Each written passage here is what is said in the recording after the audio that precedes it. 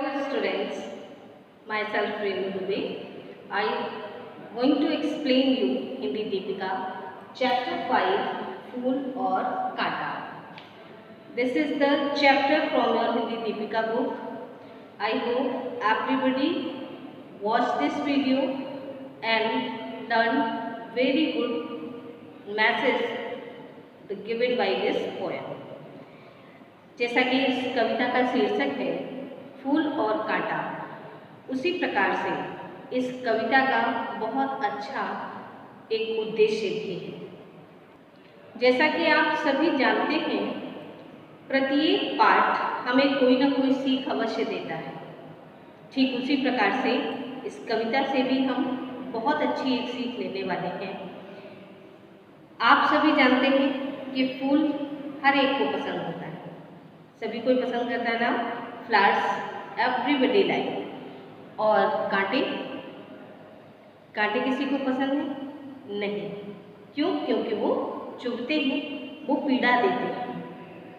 और सबसे ज़्यादा आश्चर्य की बात है कि जो चीज़ इतनी खूबसूरत है, जैसा कि आपकी इस कविता में गुलाब के पौधे को लेकर के ये रचना लिखी है श्री अयोध्या सिंह उपाध्याय हरिओत जी ने, कि गुलाब का पौधा जिसका इतना सुंदर फूल होता है और वो कैसे कांटों के बीच में निकलता है।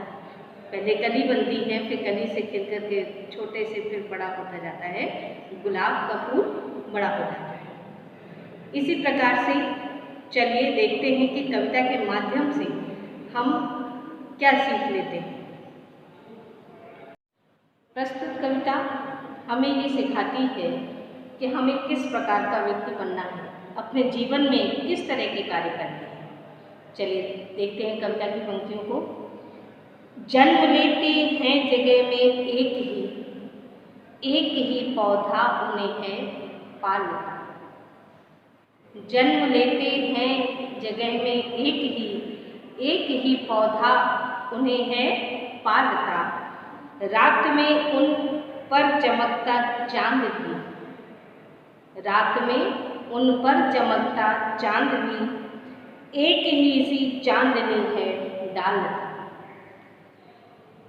एक पौधा जो व्यक्ति लगाता है एक ही जगह में लगता है, एक समान उसका पालन पोषण किया जाता है और समान रूप से उसकी देखभाल होती है। और एक ही पौधा है, एक ही होता है ना गुलाब का पौधा, जब उसको लगाया जाता है तो एक साथ उसकी परवरिश होती है। रात में चांद भी उस पर अपनी चांदनी समान रूप से ही डालता है। ऐसा तो नहीं कि फूल पे अलग तरह की डालता हो और पत्तियों पे अलग और डाली पर अलग, ऐसा तो नहीं होता ना, एक समान रहती है चांदनी। मेघ उन पर है बरसता एक सा, एक सी उन पर हवाएं हैं जो, पर सदा ही यह दिखाता है हमें ढंग उनके एक से होते नहीं। एक सी हवाएं चलती हैं, एक से बादल बरसते हैं, एक साथ बरसात होती है, लेकिन उनके जो चाल चलन है, उनका जो व्यवहार है, ढंग मीन्स व्यवहार, जो उनका व्यवहार है वो कैसा है? एक नहीं, उसमें भिन्नता है। क्या भिन्नता है? कि फूल तो हमेशा खुशबू देता है, दूसरों को अपनी तरफ आकर्षित करता है, लेकिन कांटे का काम क्या है? आगे की पंक्तियों को देखिए। छेद कर कांटा किसी की उंगलियां फाड़ देता है किस पर बरबस।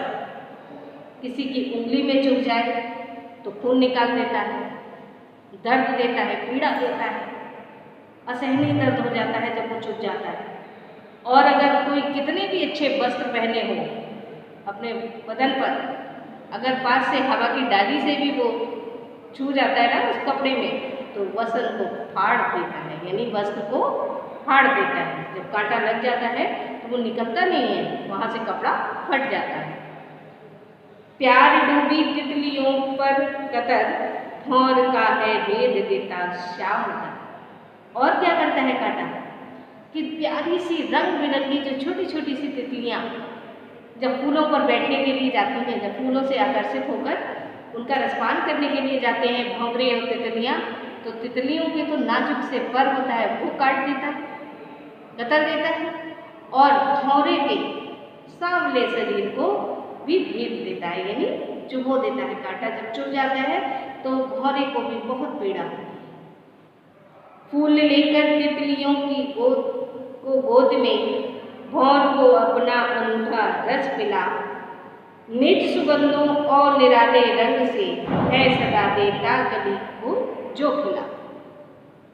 अब फूल क्या काम करता है? ये तो कांटे का हो गया। फूल तितलियों को भी अपना रस देता है, भौरों को भी अपना अनूठा रस पिला देता है और चारों तरफ के वातावरण को अपनी सुगंध से महका देता है, पूरी सुगंध भर देता है उस वातावरण में, जो सदा कली जो खिलती है फिर वो फूल बनती है, तो उसकी मंद मंद खुशबू से पूरा वातावरण जो है वो कैसा हो जाता है? सुगंधमय हो जाता है।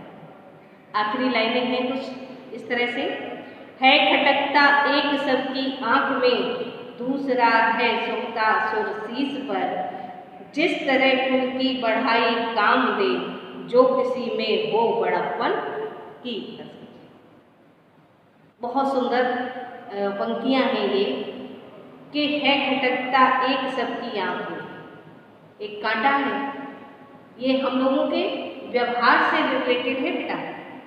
एक वो व्यक्ति जो अपने कार्यों से दूसरों को कष्ट पहुंचाता है, वो हर एक व्यक्ति की आंख में खटकता है, मतलब वो चुभता है, कांटे के समान चुभता है उसका व्यवहार। और दूसरा जो फूल की तरह है, जिसकी वाणी अच्छी है, जो सम्मान से बात करता है, दूसरों के सुख और दुख को अपना समझता है, दुख में हमेशा उनके साथ रहता है, वे व्यक्ति फूल के समान होते हैं, जिन्हें लोग शीश पर धारण करना चाहते हैं। जिस तरह से फूल को हम भगवान के शीश पर अर्पण करते हैं, और सभी में बड़प्पन की कसर रहती है, मतलब जब कमी होती है जिसके अंदर इस भाव की, वो किस प्रकार का व्यक्ति होगा, वो कितना भी बड़ा व्यक्ति हो, उसका बड़प्पन छोटा हो जाता है, और कभी कभी छोटे ये काम बहुत बड़ा कर जाते हैं।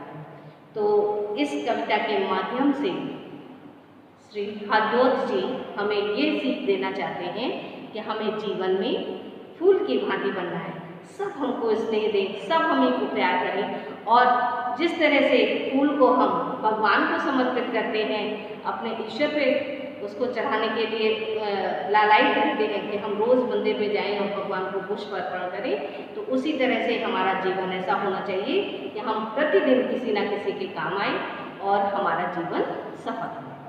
इस कविता को इसी तरह से सीख बना करके अपने जीवन में उतारें, ऐसी मेरी आशा है आपसे। और आप सभी घर में रहें, सुरक्षित रहें, और जो भी चीज़ इस वीडियो में आपको नहीं समझ में आई है वो आप मुझसे क्लास में डिस्कस करें। Thank you.